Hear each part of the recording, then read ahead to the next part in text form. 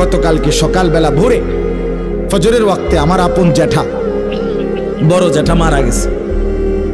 আমি আমার জ্যাঠার জানাজা পড়াইছি জোহরের পরে, ও নাঙ্গলকোট লাকসাম কুমিল্লা। জানাজার আগে আমার জ্যাঠার কবরের সামনে আমি দাঁড়াইছি, যে কবরটা যে খুঁড়ছে, তখনও রাখে নাই কবরে।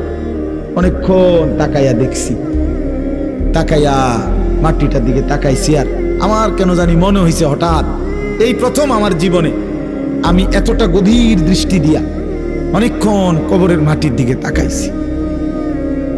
তাকাইবার পরে আমার কাছে মনে হয়েছে মাটিটা আমার যেন বলতেছে, আনিস, তোর জ্যাঠারে বানাইবার জন্য আমি এখান থেকে একটু মাটি দিছিলাম, আমার মাটি আজ আবার আমি ফিরায় নিলাম।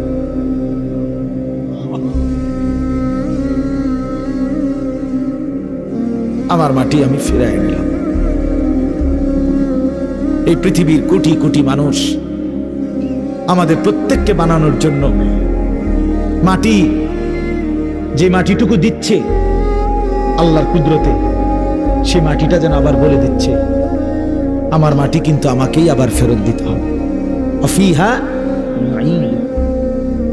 আমার মাটি আমাকেই ফেরত দিতে হবে।